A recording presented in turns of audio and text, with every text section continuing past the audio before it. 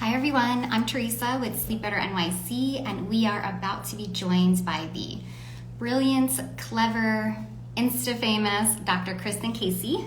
I'm just going to invite her now. Oh, and let's hope she joins soon so I sit here looking like a fangirl. Hi, Hello. how are you? Good, good. I'm so happy you're here. I was just starting to go on and on about you, and I was like, I hope she joins soon so I don't just sound like a fangirl. You're so sweet. Oh my gosh, I have been following you for it feels like forever. So I'm honored to be here. Thank you. Same. I feel like I know you, and then I realize I just like watch your reels and email you all the time. Same with you. So, Yeah. yeah, super excited. Thank you so much for joining. See a bunch of people coming in. So, I know everybody has things to do. It's sort of after work hours. We'll get things Yes. going right away.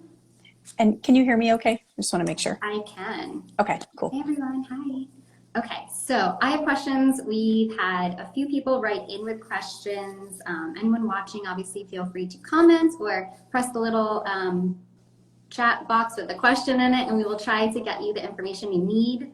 That being said, I always like to start these things with a really annoying disclaimer that we are two healthcare professionals having a conversation. We want to give you as much information as possible, but of course, we don't know what's going on in your personal life. We do not have your medical records in front of us, so this is not medical advice. This is Instagram. Love it. Very important disclaimer. Yes. If you were going to say it, I was going to. So great work. Perfect. Samesies. I mean, we're basically like twins, so.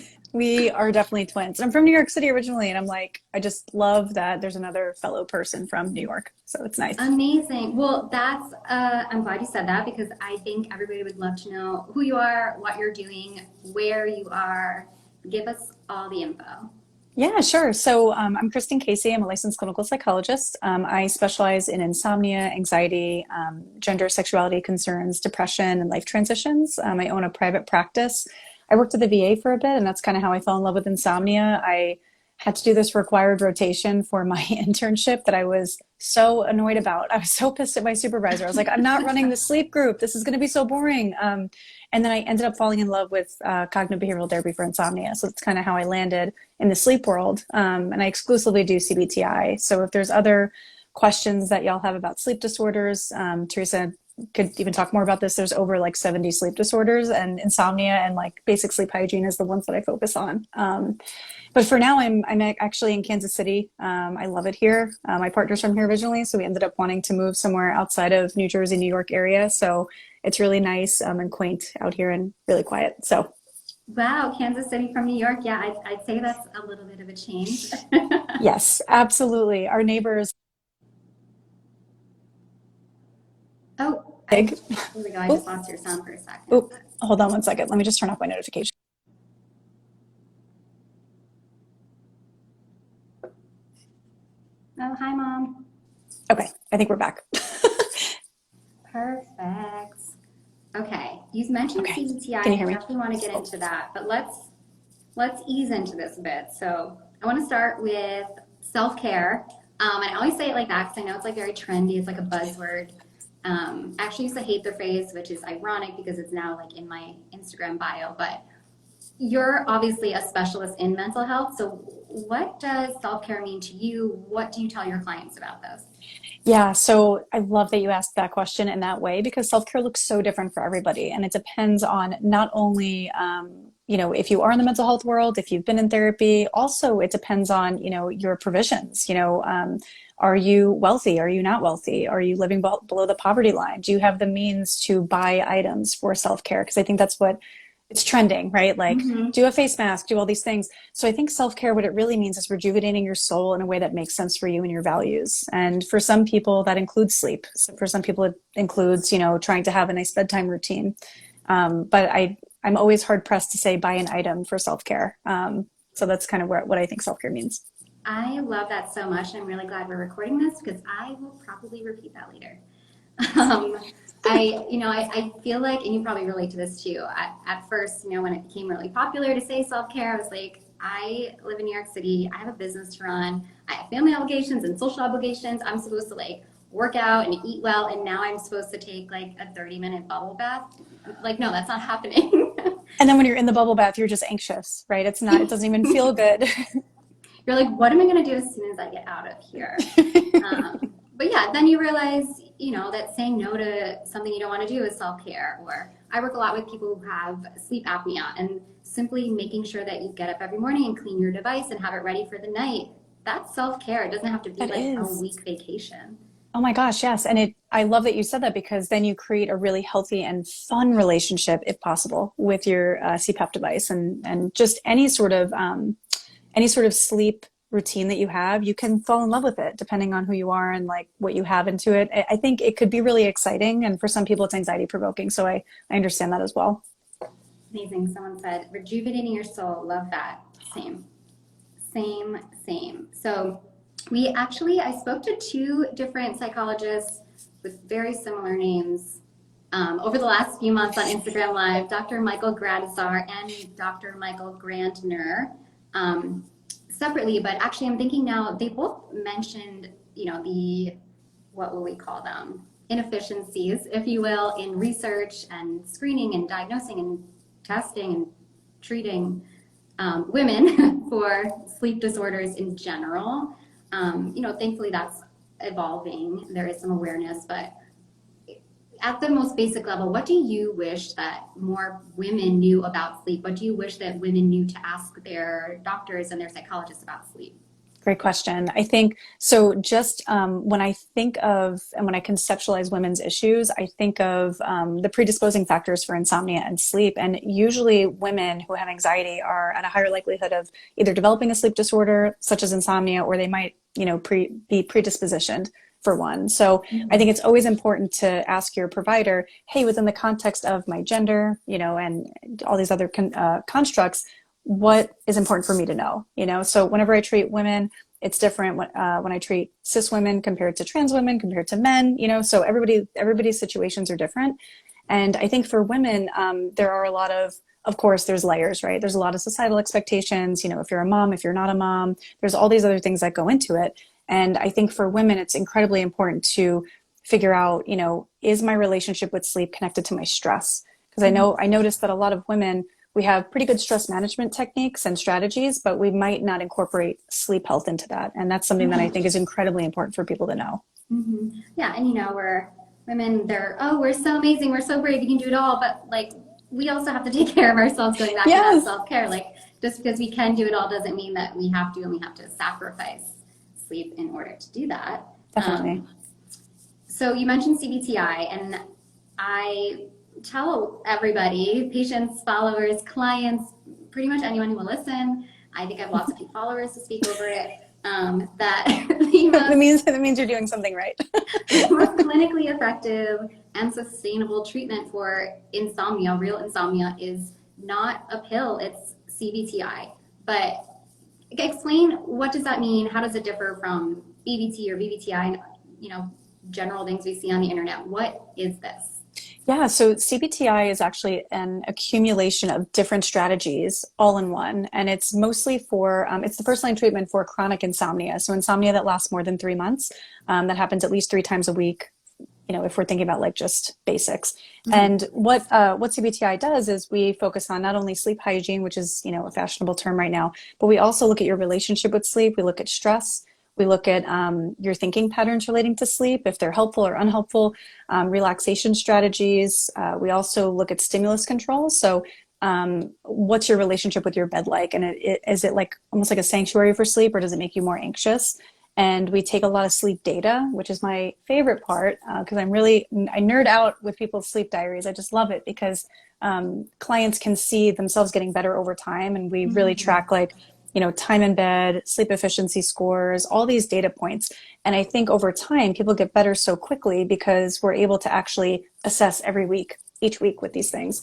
And the one big takeaway from CBT-I that I love the most is that people start to develop lifestyle habits that create this sense of normalcy for them within their sleep health. Whereas I kind of like to compare like a diet rather than like a lifestyle change with food. It's kind of the same thing. So you can do all of the things, you can buy the fanciest sheets and all that stuff. But unless you make it a lifestyle habit, that's kind of where you're going to find the most benefit from it. So that's kind of how I like to conceptualize CBT-I.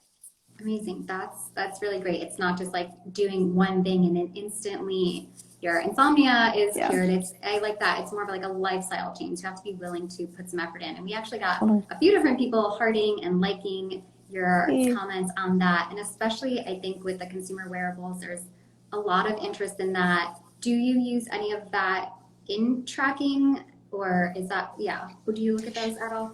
Yeah, so I know that there's a lot of people out there who are really interested in like Apple Watches and Aura rings and all these different things, right? And I think that they're really great for instilling good habits. When we think about sleep architecture, when we think about different stages of sleep, and when we think about sleep efficiency, I really like to think about how these tracking devices are being used and what's their utility. So when you wear an Apple Watch, and I'm not up with all the research and all the data on Apple Watches, so just take this with a grain of salt, but it could we notice motion, heart rate, and I think temperature. I'm not really sure. But when we think about a polysomnography, which is a sleep study, I mean, we get so much more information about brain waves, what stages of sleep you're in, all that stuff. So I think if people are wearing the trackable devices, I think it's also important to take your own data as well and compare. So if you notice, okay, I'm waking up at this time, but my sleep tracking device says I'm waking up at this time, take the average of those two numbers, right? And kind of make it work for you. But if you are only going to solely rely on, your Apple Watch or something like that, I am hard pressed to think that's the only data point that you should use, but it's not to say that they're not helpful. Okay, no, I definitely agree with that. I have that same stance. Now, if you have someone who maybe they're in CBT-I or maybe they're thinking about it, but they want to start today. There's a million different things I see on the internet. What would you say is maybe a first step, or what's your favorite tip perhaps in getting started with, taking control of your sleep health? Yeah. The one thing that I absolutely love, and for some people it's not possible if you're a shift worker, if you work rotating shifts, or if it's just difficult to maintain consistency, but if you could choose a wake time that you could stick to every single day, even on the weekends. People hate me when I say that. You have to choose. You want to be out with your friends on a Saturday night until 3 a.m. or wake up at 6 a.m. on Sunday. I mean, you have to make choices. But if we maintain some consistency, then a lot of other things fall into place. So that's not the only thing that CBT-I offers, but that's one thing that we start with. A lot of people get stuck on their bedtime. Like, when should I go to sleep? And it's actually the opposite. I like to come up with like an earliest bedtime. So getting in bed, it's just say for someone, they wake up at 7 a.m. and traditionally they get 7 hours of sleep. So your earliest bedtime would be midnight. So you can't get into bed until that midnight time. And people freak out. They're like, well, how am I going to get tired? And like, what am I supposed to do until midnight? I'm like, I know, it's crazy, right? But we want consolidated sleep. If that's the person's goal, if they want, if they're napping throughout the day and they don't want consolidated sleep, then this would look totally different. So for most people, I say just focus on your wake time and try to maintain consistency with that just to start. That's super important. And that's really not something you see a lot either. Consistency is nothing new. Everybody always sees like, oh, do the same thing at the same time every day, have this bedtime. But you're right. I mean, if we're talking about our circadian rhythm and how our body naturally works, it starts when we wake up and when we have sunlight and everything, that cascade of hormones that happens after that. I think that's really important to think of your wake up. And that also sort of helps with your accountability too. I mean, I'm not going to tell anybody not to go out. I like to go out, but if I'm like, okay, my wake up time is absolutely, 7 a.m. I'm not an early riser, as you can tell. At like 11 o'clock, I'm going to be like, I got to get to bed because I have to wake up no matter what. Yeah. And then I think you make a good point too, because then some people get really anxious, right? And then they have this enhanced sleep effort, which they're thinking about their bedtime routine. They're thinking about all these things. So I think it could also, we could overcorrect, and then it could be worse for us, right? If we're thinking too much. So I think I try to tell my clients, like, have an element of chill when you do this, right? Like, try to wake up at the same time every day. If you mess up, you're human. Big CEOs and people who are famous do this too. They mess up. Everybody does. So I think it's just a matter of being mindful of these things. That's all. Mindfulness. I think that's a good place to start as well. Definitely. Now, correct me if I'm wrong, but you're a psychologist, so you do not prescribe medication. Is that right? Nope. Okay, I don't prescribe I'm going to assume that you work with a lot of people taking these medications, especially if you're working in mental health with anxiety and PTSD. There are obviously medications, sleeping pills. Again, I had some issues this week talking about it, but there's also a lot of anti-anxiety medication that helps with sleep or that people use as sleeping pills. Can you give us, what's your stance on this? Just some general information, some guidance so that people are aware and maybe they want to talk to their doctors about it. Yeah, I love this question. Again, I'm not a prescriber, not a psychiatrist by any means. As like clinical psychologists who work in either medical psychology or health psychology, we do have to be aware of interactions with medications, and we work closely with PCPs and prescribers. The one thing that I will say is that definitely talk with your doctor first before you make any decisions, kind of get their take on, is this medication going to be helpful? The clinical research out there for chronic insomnia, so insomnia that's long lasting, not acute insomnia. Acute insomnia is like jet lag, or I had one night of poor sleep, something like that.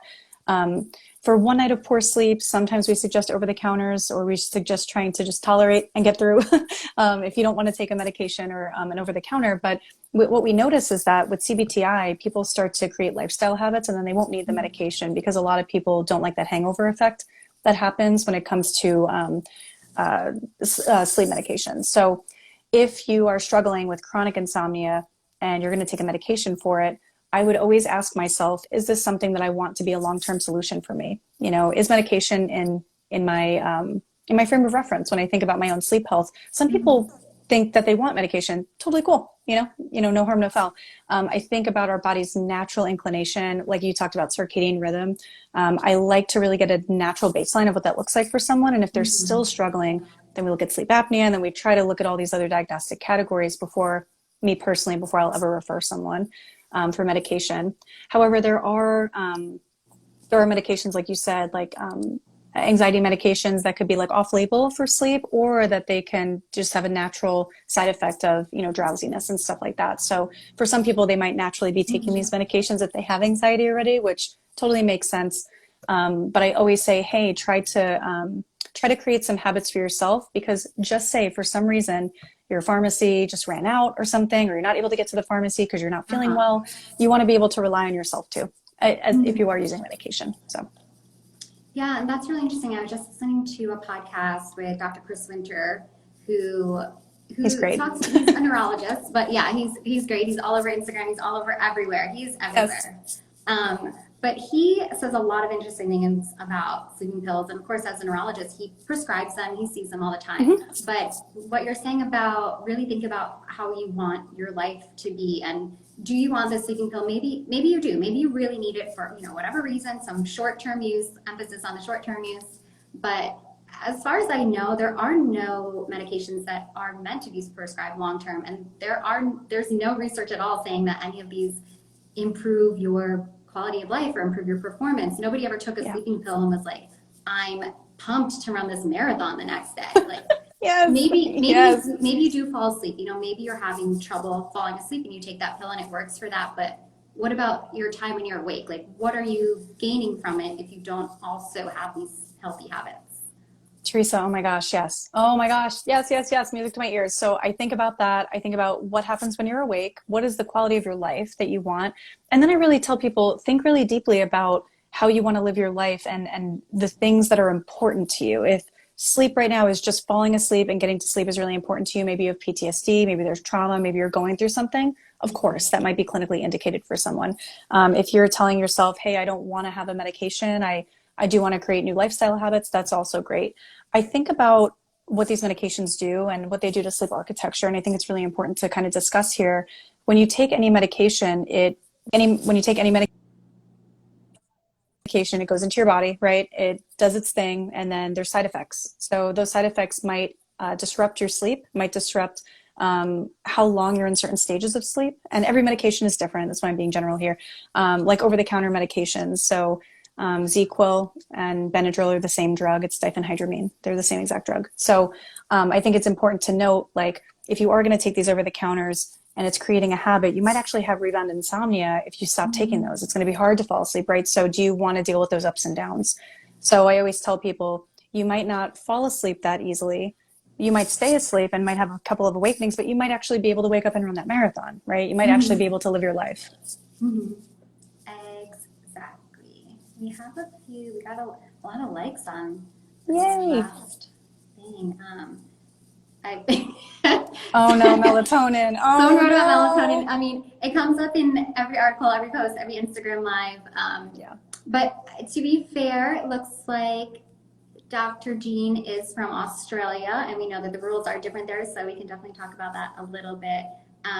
He asked if Oh, if people are generally aware of the chronobiotic effects of melatonin, GPs here in Australia neglect to mention it. I mean, That's a really good question. speaking Yeah, I about mean, here in America, I mean, yeah, melatonin is everywhere. yeah, I think it's completely overused. Nobody really, I mean, it's not regulated here, so you don't really ever know what's yeah. in those pills, what else is in those pills. So it's it's not that I don't like melatonin. I don't not see a use for it, but it's honestly so hard for me to really say anything great about it because you never know what you're going to get with it anyway. So like, Yeah, yeah. what are your thoughts?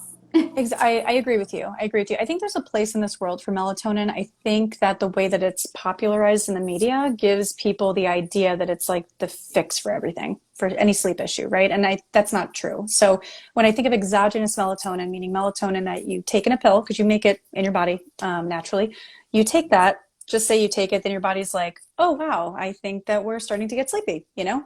So then your body starts this cascade of events to get tired and get sleepy, right? And then once that exogenous melatonin wears off, a lot of people do report having more awakenings overnight. So again, I think it's a choice, it's a lifestyle choice. One thing that I'm very concerned about is what melatonin is cut with and what else is in there, and it's not regulated. And I'm very, very concerned about children taking melatonin.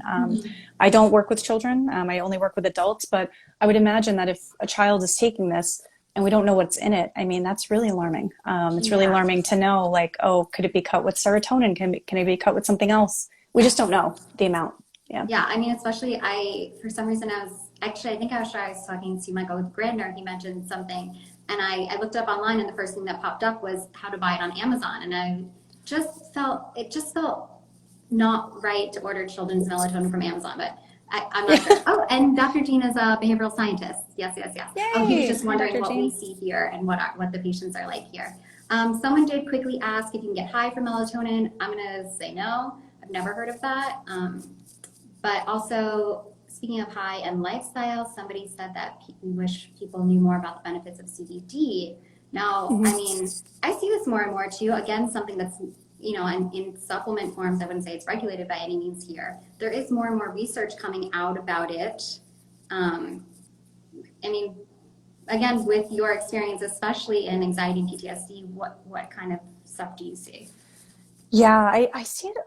I try to meet my clients where they're at. If I'm seeing a client for therapy and they're like, hey, I'm taking CBD rather than over the counters, rather than drinking a bottle of wine, right? I try to use a harm reduction approach. Like, what is the least bad thing that you could do for yourself if you are relying on something? And like you said, there's a lot more research coming out in other countries too about CBD. And even a spinoff of that would be the CBD THC mix. I'm not well versed in THC, so just for CBD purposes, again, that's something that is similar to melatonin in that it's not regulated 100% depending on where you get it. You could get it in multiple different areas. So again, I would always say talk with your prescriber, see their thoughts.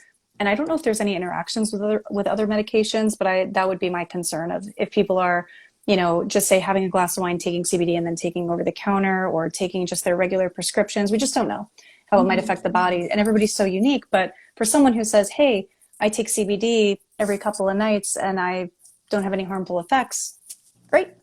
You know, I'm not gonna say, hey, don't take it. But I am always curious about how it affects people. Perfect. I think that's an awesome answer. Someone asked about getting off insomnia drugs when you've been relying on them for a while. I think this goes into a lot of what we were saying about making those healthy habits and lifestyle choices, CBT-I perhaps. I mean, I don't think anybody would ever recommend just quitting it, but I think you probably need to talk to a specialist about that. Now, I don't know this person. I'm going to assume, because this is what I see almost all the time, is that general practitioners will prescribe these sleeping pills versus a sleep physician. Now, if someone's in this situation where they're trying to get off their medication, who do you recommend they go and see or talk to? Yeah, so the person that prescribed you the meds, I would always kind of talk with them first because they know your case and they have a clinical indication of why they prescribed it for you. And then really just be honest about like, hey, you know, I know that this is clinically indicated. Like I talked about that I have sleep issues and this medication in your mind makes sense for me. I'm having these side effects, you know, is there a way to taper? And then, you know, see someone for insomnia treatment to really instill some good habits, behavioral strategies and techniques. They might be on board. It's really, really important to talk with your prescriber and taper though, because if you were to go cold turkey, every medication is so different. You just don't know what it's going to do to you. And you might have, again, that rebound insomnia where you stop a medication and you really, really can't sleep and you're really nervous, like, oh my gosh, now I'm never going to sleep. And then people tend to catastrophize, which I would do the same thing. I would be really confused. So it's important to talk with your prescriber. I work with a lot of people's primary care physicians as they're tapering, and we talk about side effects. We're in constant communication too about, oh, the client said this to me, just so that we're all on the same page and we could really manage, their sleeplessness or their anxiety as they go through this process. Beautiful. Amazing. Okay. I have a really super important question as we start to wrap this up. Focus. This is incredibly important. Your dog. Do you want to see what him? Kind of dog do you have, and does he or she sleep in the bed with you? So yes, they both do. I have two big German Shepherds. Yeah. One of them is an emotional support animal, and he's like trained to like calm everybody down in the house. So what he'll do is we'll be in bed and then he'll like lay right on our chest and I fall right to sleep. But some people can't deal with that. So for some people who have dogs and they have frequent awakenings throughout the night, you might want to get like a dog bed for your dog. I have a little dog bed in my office for my dog. I'll show you, because he's a sleeper. So. Oh, love that about him. Okay. Yeah, he's a big sleeper. So yeah. Okay, that's a pretty good one. Okay, so I'm obviously obsessed with your Instagram page. I hope everybody here is following both of us. Yes. I know that you have a book. You've been teasing another book coming out. What can you tell us about this? Where can we find all your information? So I can't talk about it just yet. I'm able to talk about it in December, but it's going to drop during Sleep Awareness Week in March 2022. So just stay tuned. Ooh, Yeah, wow, it's all about insomnia. Yeah. What about what you have out right now? Oh yeah, so I self-published a book. It's called Life Lessons to Master Before You Die. It's on Amazon. And basically what I did was, before I became a psychologist, I was an EMT on an ambulance. So I took all of my experiences on the ambulance and as a clinical psychologist, and I came up with all of the reasons why people struggle. And I kind of generalized as much as I could to fit it into a book. So if people are wanting to start their healing journey, they don't know where to start, this book is only 70 pages. It's an hour read. And it talks about all the different ways to achieve different ways of fulfillment in life, basically. Oh, amazing. Okay, that's perfect. I'll put a link in that in the story after this for anybody watching. Awesome. I say I'll put it in the caption, but nothing really ever works in the caption. Right. Go to my story and I will link that, especially because you can buy it on Amazon and who doesn't like buy it. It's easy. And on Kindle, I'm pretty sure it's free on Kindle. Yeah, so if you have a Kindle account, it'll be free. Amazing, amazing. All right, I'm checking. I think we answered most of the questions. That's all I got for you. I am going to happy hour. But as you should. So much for joining. Yay! It was so nice. It was so great to talk to you. I'm sure we'll be talking a lot more. Everybody here, follow, do all that good stuff, and check in the stories so you can get more information about Dr. Kristen Casey. Thank you, yes. Thank you. Yeah, and thank you. I just want to say thank you for your platform. You create content that is so easy and digestible. I recommend your Instagram to everybody. I'm just obsessed. So thank you for just existing in this space. Yeah. That means so much to me. Well, I hope you have a great night. You too. Enjoy happy hour. Bye. All right. Bye, guys.